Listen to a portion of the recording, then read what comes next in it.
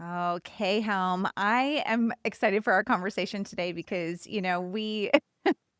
I think that we have such a good time together. And I always love that no matter what we talk about, it's like it just is so wherever God has for us. And so I love this. Thank you for taking the time to be a part of this conversation, for sharing your skill set with the people who are listening in or watching. And so for those of you guys who don't know Kay Helm, Kay is an incredible writer. She has been a student at Fully Funded Academy for several years, but she has served in ministry, knows exactly where you guys are coming from, has had to raise her own personal support, has raised the support of her ministry, extremely active in her church and the work that she does there, but and obviously working in international ministry work. But the thing that I think that Kay has that so many of you guys could really pull from and really grasp is really the gift of storytelling. And Kay has been a huge asset to the work that we do at Fully Funded in telling our story.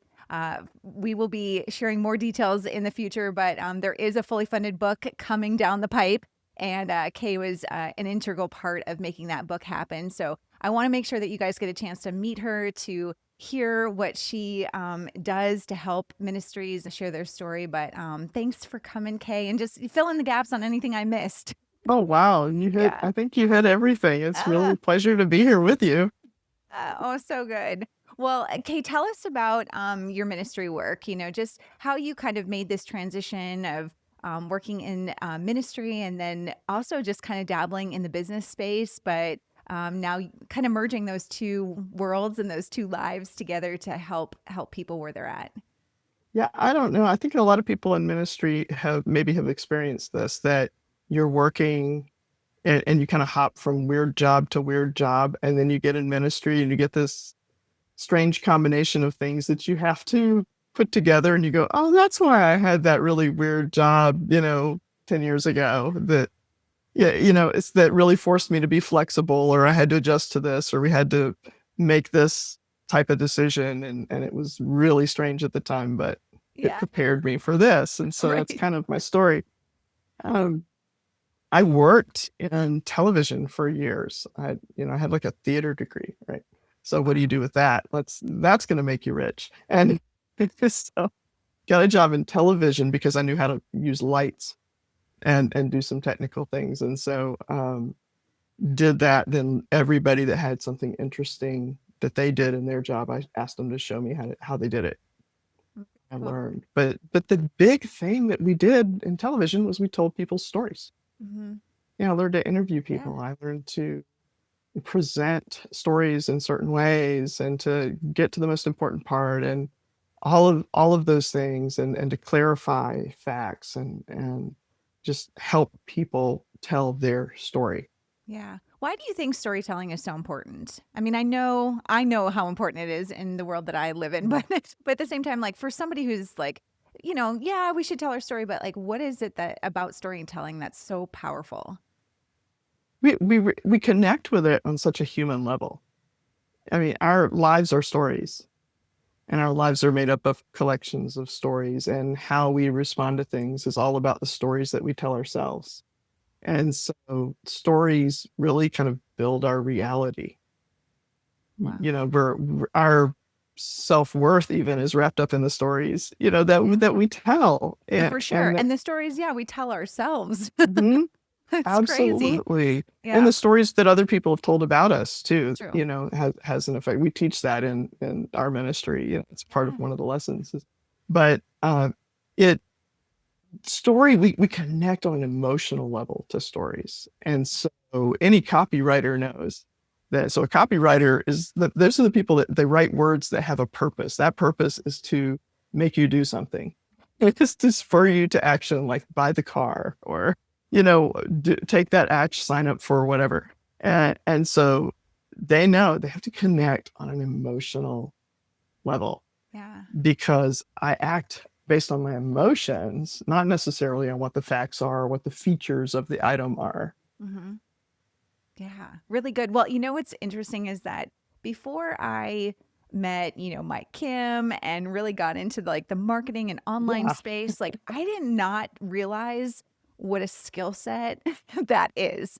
Writing copy, Mhm. just write the skill set of writing and being able to connect with people. I just don't think that we realize when we're just consumers. We're watching that TV commercial or we're watching that TV show.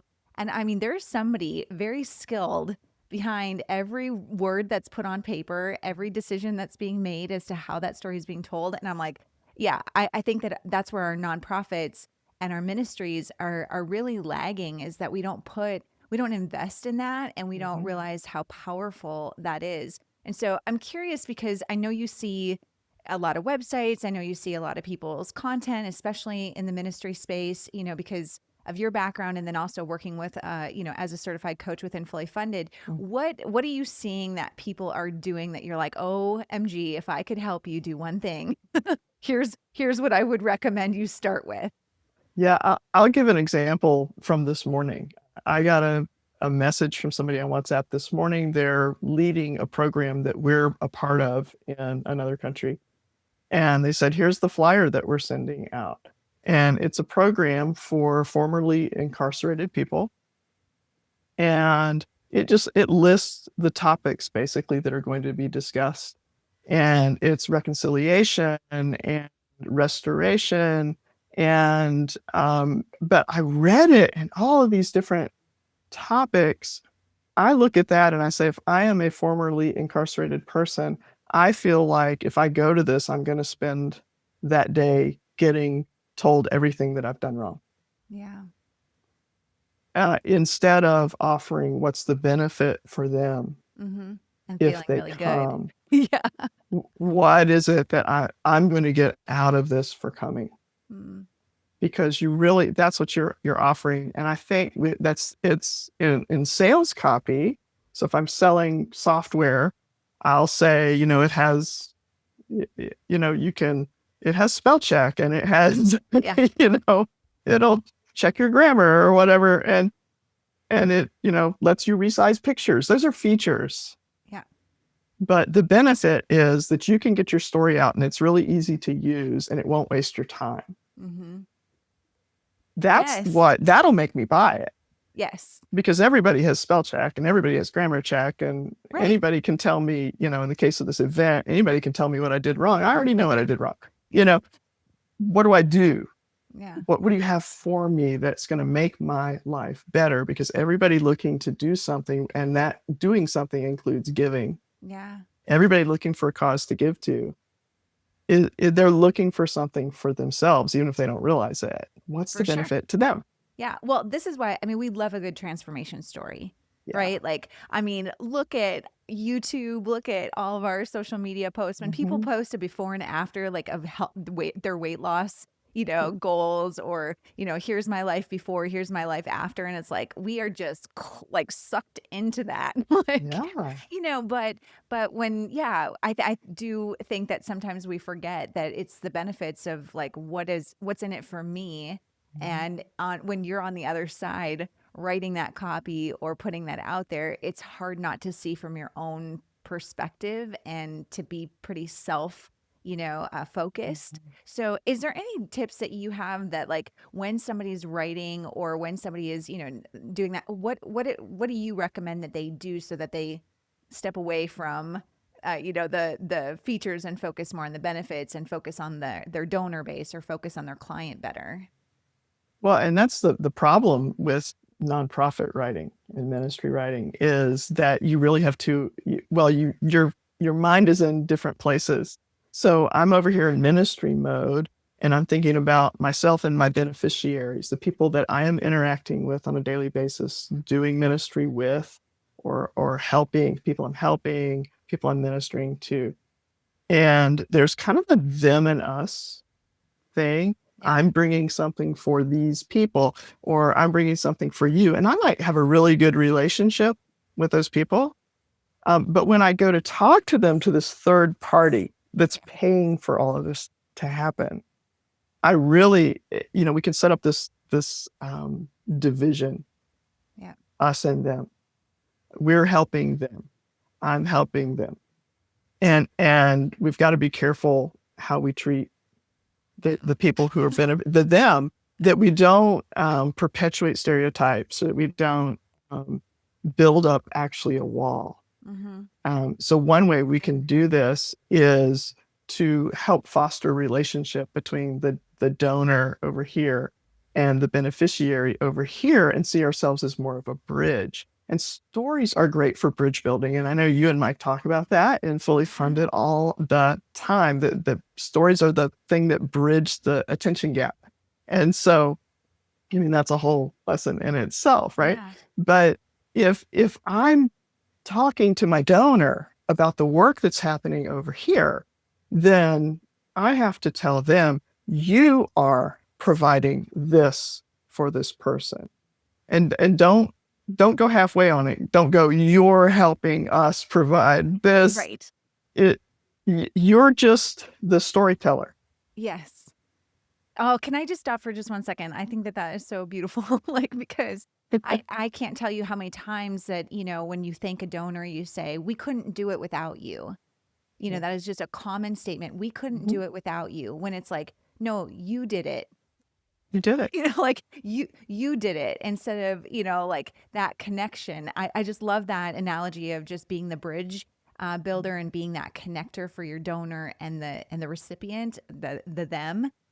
Yeah, for some of you who have watched or listened to story brand stuff and whatever, Mhm. there's always a lot of that goes back to like the hero of the story.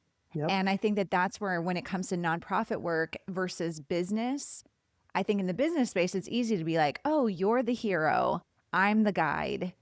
And in ministry or in, the nonprofit space, it's like, well, who's the hero? Who's the guide? Who's the champ? Like, it's like, and I think people get so muddled trying to figure out who's the person who's really the hero in all of this. Right. And what do you say to that? Like when it comes to who's the hero, who should be the person who's in the spotlight? Yeah, it's really the same thing. Of course, when we get in the ministry space, we also throw in that, well, of course, Jesus is the hero. Exactly. Look at all the heroes. No So wonder we're confused. exactly. So we really don't know, and then you also have donors that'll be like, don't, I'm not a hero. So it does get complicated, but really for communication's sake, your donor is the hero, you're the guide. You know the ins and outs of the thing you do. Whatever that thing that God's called you to do, whatever you're involved in, you know all of that. And that brings another aspect that they talk about in the story brand framework is that what they call the curse of knowledge, Yeah. where you know so much about the thing that you do that you talk at everything you write and speak about is at a level that your donor doesn't, it's not, you're not really connecting. Yeah. So, there's the whole explain it to me like I'm 6 years old kind of Right. approach, you Yes. know. And just to highlight something real quick on that is that I think that in ministry especially, we find that people are like, well, who am I? Mhm. Like who am I? And so I think that there's a little bit of this intimidation with your donor base, that it's like, well, they're the ones that have money, they're the ones that have power and influence. They're running businesses and they're in leadership positions of Mhm. authority. Who am I?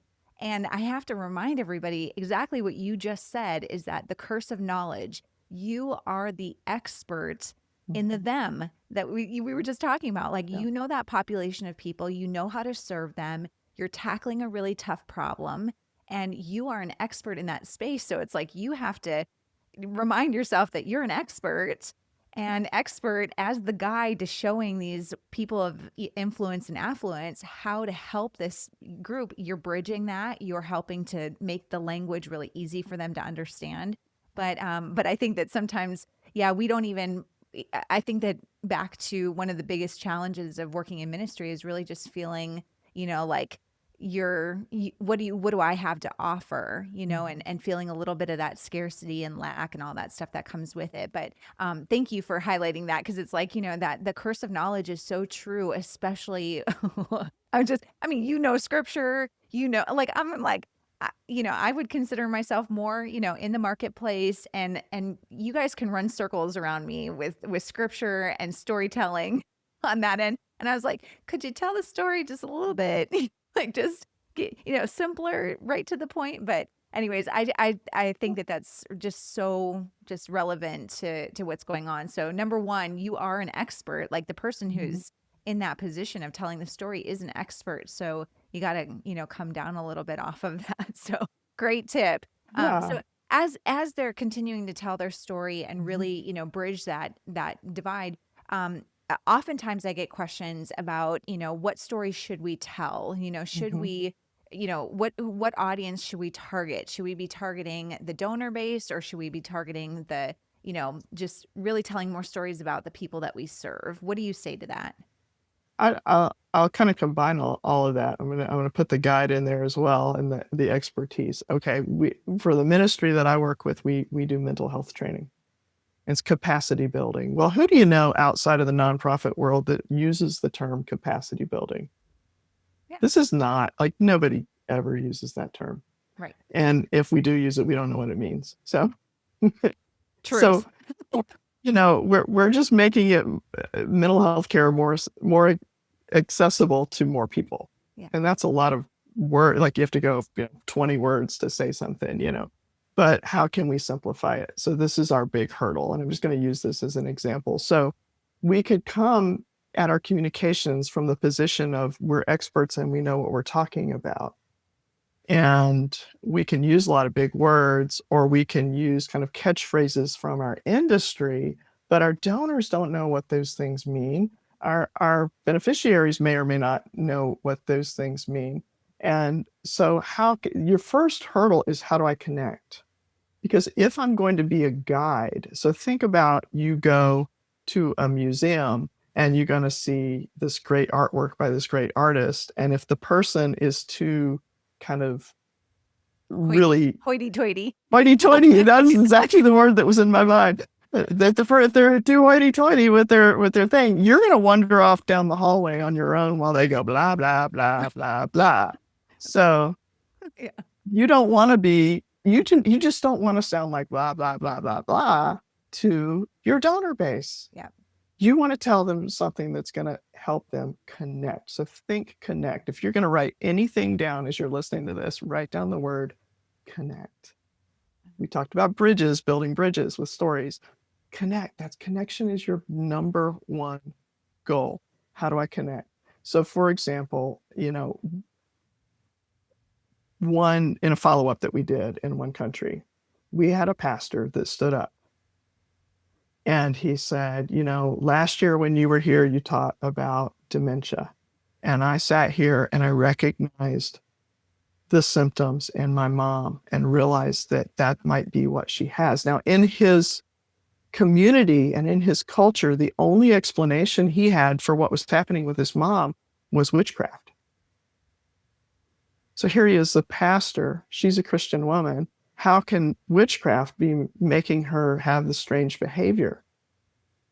And what does that do to the family? What does that do to her? It isolates her, it stigmatizes her, it harms everybody to have that. They just did not have that knowledge. So, in a 5-minute section of our training that we did that week, he found this clue. He went back and he looked at the book. We had some tips on how to make some things better. He started implementing that in his household. He taught his family this. He taught his church this, and he began to teach it in his community. And as he shared this story, he threw his shoulders back. And when I tell this story, I say, and you could almost see the cape flowing behind him. He said, now they call me the defender of old women. Oh, that's so good. Now, I want to ask you, how did you feel when you heard that story? Oh my gosh, I got chills. And that's the reaction that everybody leans in when I tell that Yes. story. I have told that story. That was from 2016. I have been telling that story since 2016. Yeah. That is the story that I share about our ministry Mhm. because it connects. First of all, dementia is something that everybody's been touched by it. Yeah. We've experienced it firsthand with relatives, with loved ones, or we know somebody who has. We all know what's going on there. We know the pain. We're connecting. You see, that's an emotional connection to this man, and then the injustice of it all, that he didn't have this information that we take for granted. Yep. How Can can I I not want to help? Can I also tell you that as soon as you started talking about his mother, or whatever, Hmm. having that connection to dementia, I immediately, a person came into my vision, my Right. grandmother who had dementia. And I thought, what would happen if we as a family thought that this was witchcraft and it wasn't a mental health disease and she was put in a nursing home and actually got the help that she needed? I mean, like, so that story on many levels allowed you to like walk into the shoes of that person and then grab your own story to come alongside it. Anyways, beautiful. I keep going. Exactly. But see, when I said connection, you put yourself right in that story. You put your grandma in that story, Yep. and what would we have done? Yep. And that when your listeners and your readers can enter into a story at that level, they're there. Yep. They're there. You're like, you know what? How many more pastors are out there? How many more family members are out there that just need that little bit of information? And we can get that out to them. Yeah. We can reach these people. And you just talked on the topic of mental health, which some people are going to be like, oh my gosh, this is such an important topic. And other people are like, our topic is so much more important, or whatever their thing Mhm, is, mhm. but I'm like, I can't tell you how many times people say that our story is not that exciting. Mhm. And it's like, and they just have a hard time. Like maybe they're working in administration, or maybe they're working, trying to raise funds and for more like the day to day operations that just doesn't feel so, and for better words, sexy, that it's like, it doesn't sell. Yeah. And what do you have, what would you say to those people who don't feel like their story is like all that great? Well, I just told an exciting story that gave you chills. Right. Okay, but the reality of our ministry is that we travel a lot and we go to different places and we give a 5-day workshop. And sometimes people fall asleep in that workshop. I mean, so it's not really that glamorous. It's what we Right. do. We teach the same topic over and over and over and over and over. We go from place to place and we do that. But we do connect, with people. So there are exciting things happening with the individuals who are the end recipients of what you're doing. And you got to find out what those things are. What's the end result? Because if you weren't there doing that kind of, can I say, mundane, the day to day, honestly, it's the steady march that moves the army.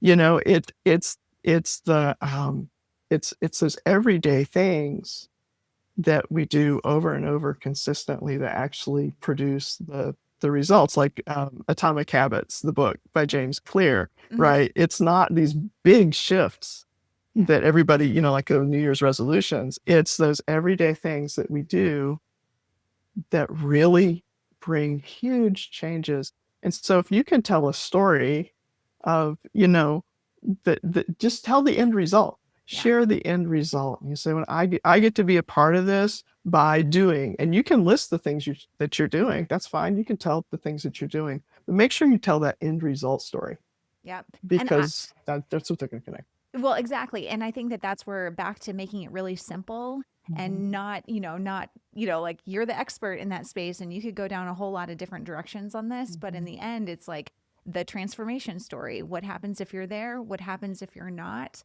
And people can Mhm. really, they can really resonate with that. So if somebody is like, you know, they really just need to nail down that you said this is one story that I've told over and over and over again. Yeah. Like the story does not get old. It's 5 years old, like, Mhm. and you can continue to tell that forever. How many nonprofits, how many ministries have the one story that started it all?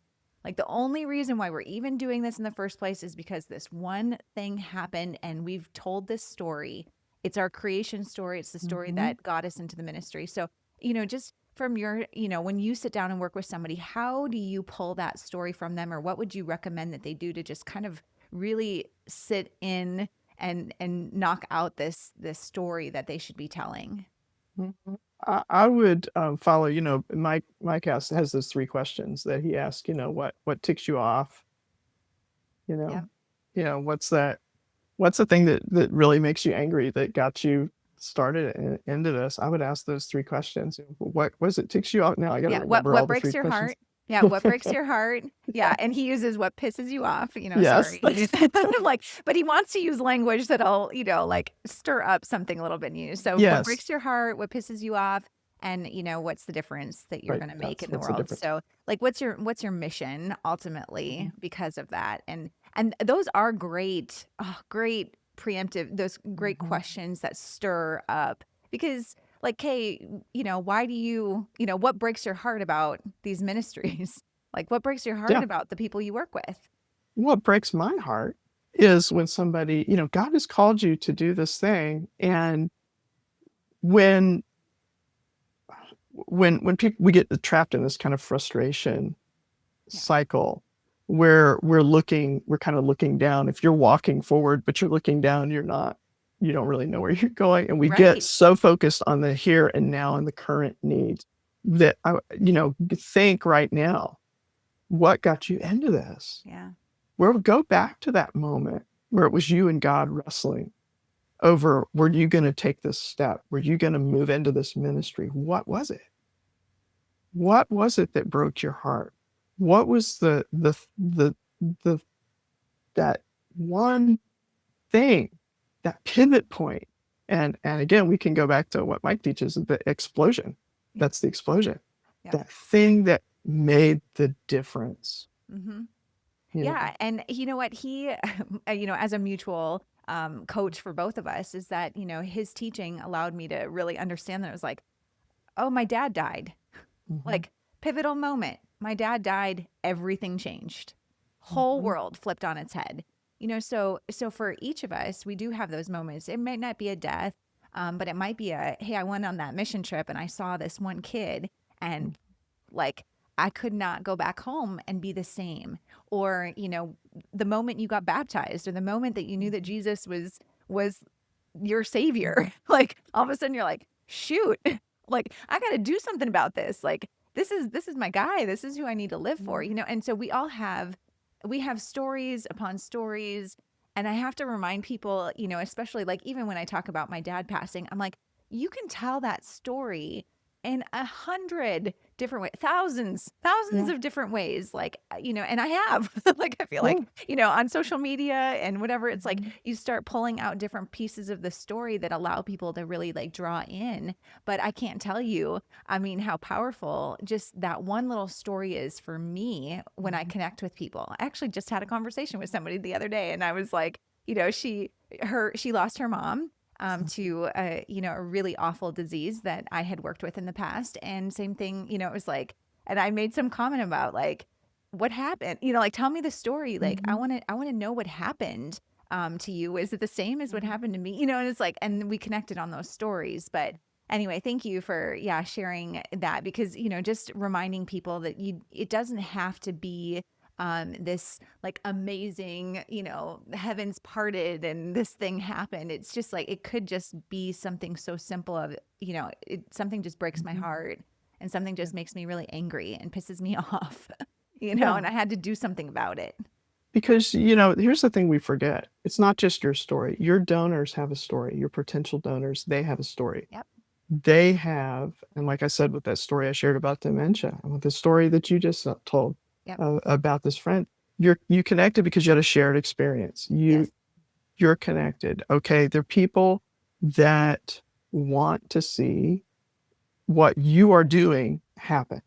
They want to see it. And there's a story behind why they want that to happen. So that's where listening comes in. Listen to these donors and potential donors. Find out what they're interested in. Now, I'm not saying that you're gonna, oh, I'm gonna make up a story to connect with them and make up. No, you're not making up a bunch of stories. You're just No. finding where there are places that you can build bridges.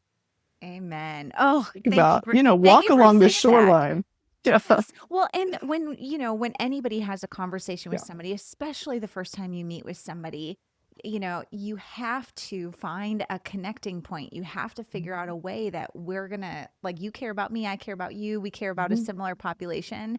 But I mhm, have to tell you a really very short story, but I was and I've shared this before, but I was sitting at a lunch meeting with another charity and I, was running a charity at the time. We sat at this table together and that lady, she talked about her organization nonstop, didn't even come up for a breath. Mhm. And I looked at, and I had two of my donors sitting at the table. And after we left, I just was like, that was the weirdest lunch meeting ever, Yeah. because she talked about how great they were the entire time.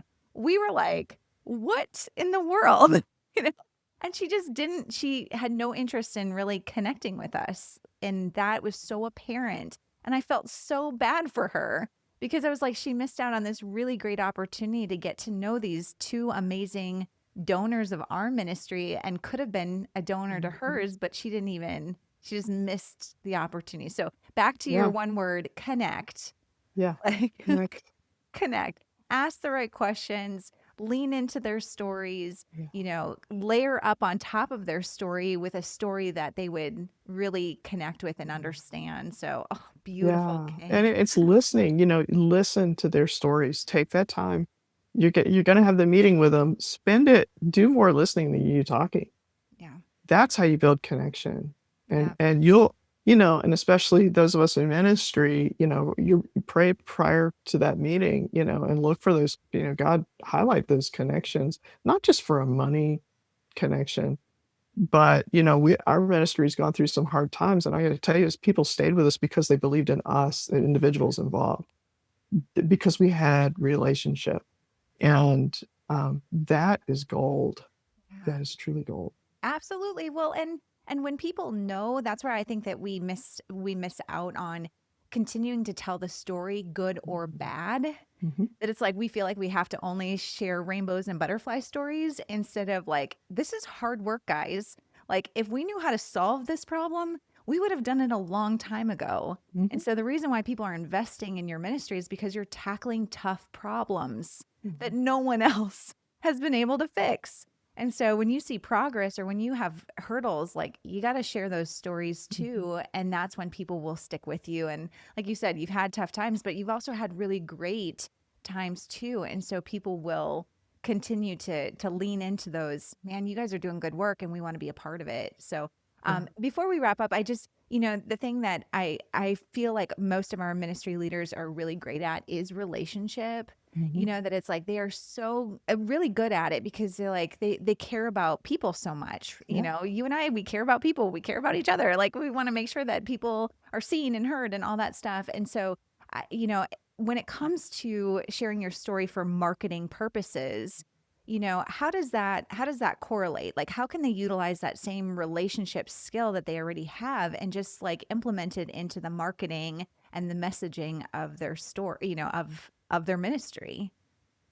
I think sometimes when you have a relationship with one person and you understand that this thing connects with that one person, and then without, betraying any like details of the other person's story or whatever, just understand that there are many, many other people that are going to connect at that same point, you know. I can't tell you how much of my marketing and how much of what and I know marketing, whatever, sales, those are such Yeah. business terms, but hey, we're all in sales, we're all in marketing. True. Jesus was a great marketer. The best of all time, I'll say that. But I always told the story of one person. Mhm. Like, when I wrote to people, I would, when I write in Mhm. my emails or write in my, like, I'm writing to one person because, like, Mhm. Kay, I know that there are thousands and if not hundreds of thousands and potentially, I mean, like, I know there's 1.7 million missionaries that are out there Mhm. and they're all struggling with the same stuff. Yeah. So if I can talk about one missionary's story, I have a feeling that a good percentage of the rest of them are going to feel the same way: frustrated, anxiety, highs and lows. I don't want to ask for money. Who wants to ask for money?